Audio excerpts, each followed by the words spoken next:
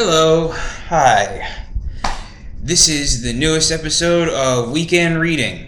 Looks a little different, I know, but I'm trying something different. Honestly, I moved rooms just because it's insanely hot today, and this room has a ceiling fan and that other room doesn't, and I would have been fucking dying of the heat in there, so you can hear it overhead, but it's ridiculously fucking hot today. So we're doing it here. Weekend Reading is, for anyone who doesn't know, is where I talk about what I read last week and tell you what my favorite read of the week was and give a little description of it. And then I talk about what I'm going to be reading this coming weekend, and hence why it's called Weekend Reading. Normally I do a thing where I say this is my pick of the week, what I think will be my favorite my favorite comic book of the week. But I don't think I'm going to do that anymore. It's just kind of stupid.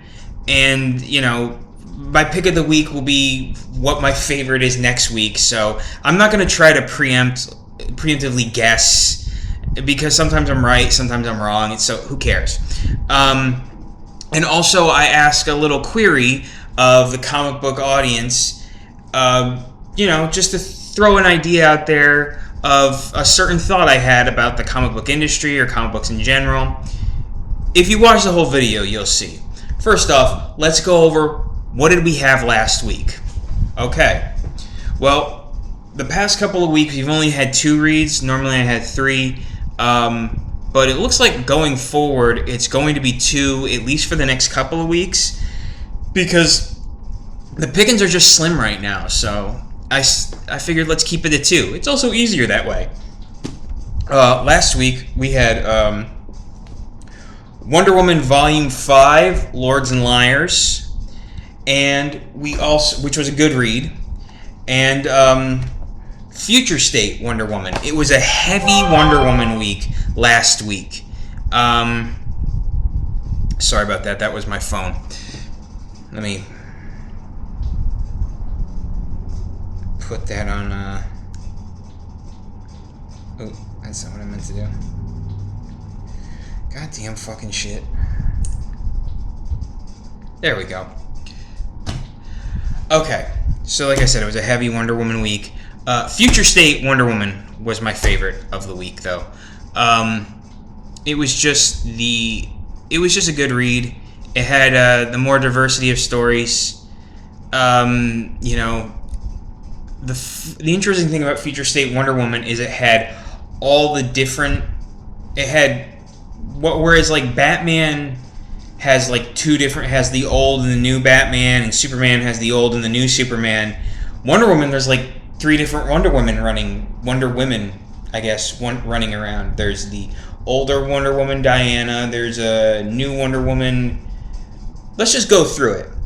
First off, we had what I believe was they actually started with what I believe was the backup story in at least one of the books, and it was about Nubia, who is a black Wonder Woman. She's, from Paradise Island, and it's a story about her trying to find these artifacts that are being hunted by the evil Amazonian apocalyptian Grail, and her new ally Circe, part of some weird plot to... I'm not quite sure what their plot was, but she had to stop them. It was a pretty good story. Then next up was a story about the new Wonder Woman, who they're going to be introducing as the new Wonder Girl first. Her name is Yara Flor. They've discovered a new South American group of Amazonians, and I guess she's one of them, and they worship South American gods. So the story was about her trying to basically forcing one of the South American gods to help her get into the underworld, which is for some reason still the Greek underworld, and try to find an old friend of hers. Then there was a Wonder Woman Superman storyline, which I didn't even know that was still a comic book, but they did a Future State Wonder Woman Superman, and that was, of course, about Yara Flor and Jonathan Kent. And I guess it was supposed to take place after the a future state Justice League story, because Yara's not part of the Justice League anymore. But basically their story was about each of them having to deal with basically switching problems. Basically, two of their enemies come back.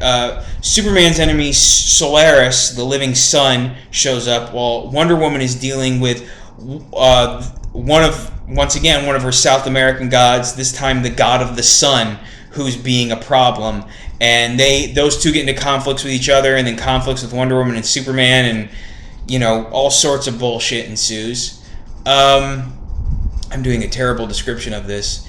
And then finally there was a story about the original Wonder Woman, Diana, who it's another post-apocalyptic storyline, because it's her at the end of the world where humanity's almost gone, and the Amazonians are the only one left, and basically the universe is being torn apart by what Apocalypse describes as the anti-life equation. Wonder Woman calls it the undoing, but basically it's destroying everything, and she ends up being the only person left in the universe until it tries to consume her, and she ends up basically fighting back and creating a new universe. So I guess it's supposed to be like Wonder Woman is the spark of hope that can reignite creation or something like that.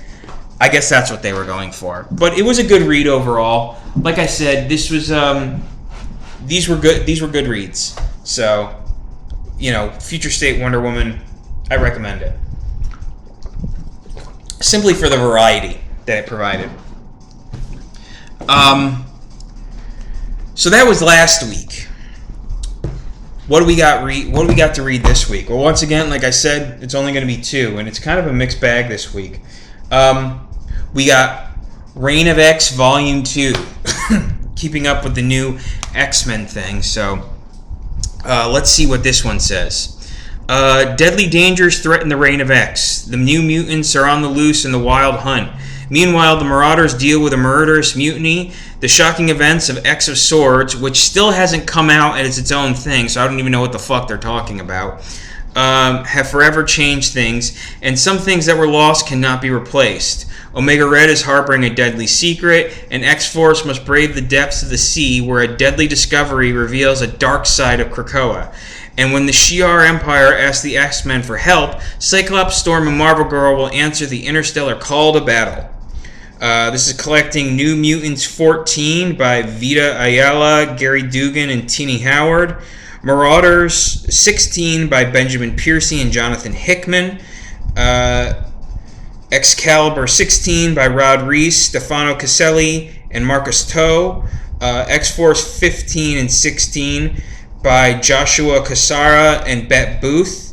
And X-Men 17 by Adelso Corona, Edgar Delgado, Eric Arciniega, Guru FX, and Sunny Go. Go, G-H-O. I'm not sure how to pronounce that. I apologize. So yeah, the X-Men books have been a good read, and these collections are pretty eclectic, so there's a lot to like here. There's at least something to like there.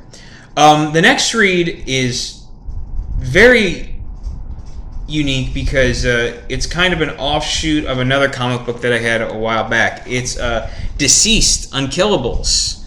Deceased is, of course, the weird little mini-series about basically everyone in the DC universe becoming zombies. Anyways, when the world ends, the villains shall inherit it. It's the end of the DC universe as we know it. The anti-life virus has ravaged the Earth, turning its population and most of its greatest heroes into mindless, ravaging zombies. The Justice League has fallen. The survivors are clinging to life. And in these dark times, only the darkest among the world's metahumans will survive. Led by Deathstroke, the world's greatest assassin, a lethal crew of villains and anti-heroes has survived the initial onslaught, and they've been assembled by the immortal mastermind Vandal Savage as the unlikely guardians of the last lives on the planet. Meanwhile, with no holds barred anti-hero Red Hood, aka Jason Todd, the former Robin, has brought together a squad of his crime fighters and vigilantes dedicated to turning back the darkness. No one expected these two groups to be the saviors of superhumanity, but unless they all put aside their differences and fight together as one, anti-life will reign supreme. Superstar writer Tom Taylor and brilliant artist Carl Mostert dive back into comic books' darkest timeline and deceased unkillables. If you thought the apocalypse was bad, wait until you meet the survivors. Collects Deceased Unkillables 1 through 3. This feels like a lot of comic book for just being 3 issues, so they must have been 3 pretty thick issues. So that one should be interesting. Like I said, not doing the pick of the week thing anymore. Just going to leave it open. I'll let you know which was my favorite next week when I give a little description of it. And hopefully it'll be better than the Future State Wonder Woman one. What's the question of the week, you might be asking? Well, I've been thinking about this one for all week, and I'm having a hard time coming up with the answer. I usually pause for the question of the week, so there. Yeah. So yeah, question of the week. What is the question of the week? The question of the week is a simple but not so simple one, because I've had to rethink it a little bit. I have it written down as, what comic book has run out of good ideas? But then I thought about that a minute, and I'm like, well, what defines a good idea? Good's open to interpretation. Good and bad are open to interpretation. I talked about that, a while back with the very nature of superheroes, of the so-called good guys. So a good idea is open to opinion. So let's just simplify it to, what comic book has just obviously run out of ideas? What comic book is basically just left to try to creatively recycle shit, which a lot of them do. That happens a lot. It's hard to come up with brand new ideas. It's hard not to recycle shit. It's hard not to do anything new. I mean, so many of these comic books, especially these superhero ones, have been around for so fucking long. I mean, most of the Marvel books are, starting this year, are coming up on their 60th anniversary. Like, the Fantastic Four, which kicked off the Marvel Age, its 60th anniversary is this year. And if you're talking about like Captain America, you go back farther. And if you're talking about the DC books, most of them go back to the Captain America times, to the fucking 30s and 40s.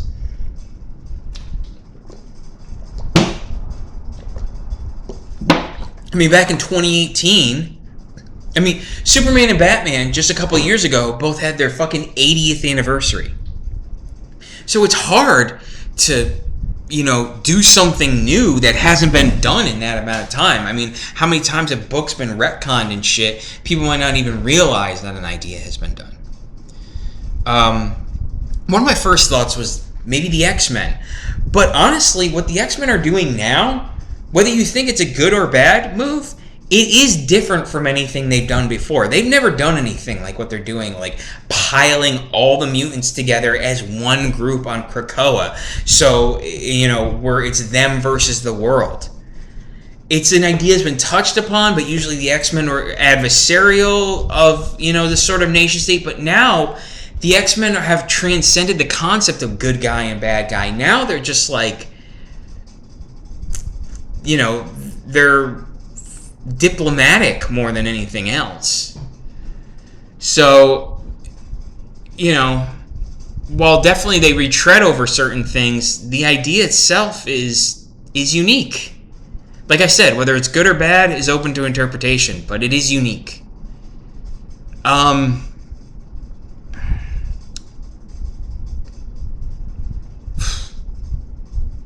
Honest to God, the one that I've dismissed.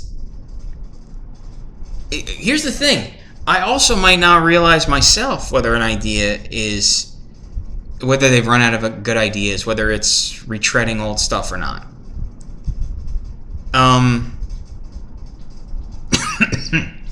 Apologies, I have a summer cough. I do not have corona. I just get fucking late summer. I always get some kind of weird cold, which just basically represents as a cough. What are they talking about? But yeah, like, I might not realize if an idea is a retread one or not, because, like I said, they've been around for so long. I mean, most of these comic books predate me by decades. So you might be saying, well, Matt, then what is your idea of a book that's run out of ideas? And right now, the one that first came to mind more than any other, because there's probably multiple answers to this,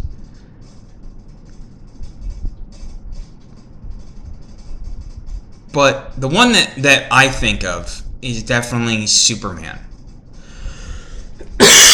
Him having a son isn't an original idea. Him being married to Lois is an original idea.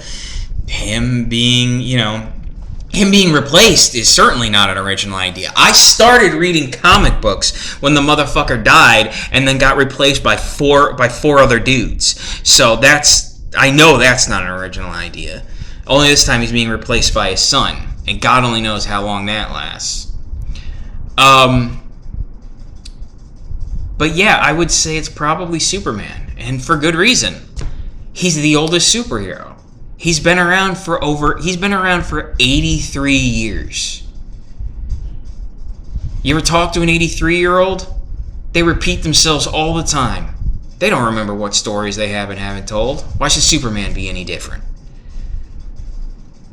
But yeah, that would be my choice. Is Superman. Superman, Action Comics, whatever you want to call it. Just the Superman books. I think those are the ones that have, even with injecting new blood of writers, I mean, there's only so much they can do. They try their hardest, but I would say it was going to be the X-Men, but the more I thought about it, it was like, there was a point there a couple of years ago where it definitely would have been the X-Men, where the X-Men was rehashing old territory left and right, to the point that it seemed like they were ready just to fucking end the comic book completely.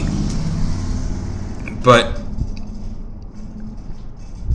with what they're doing now, I gotta say, it's, like I said, for good or bad, it's at least somewhat original. So yeah, Superman is the book that has most run out of ideas. Run out of good ideas, maybe.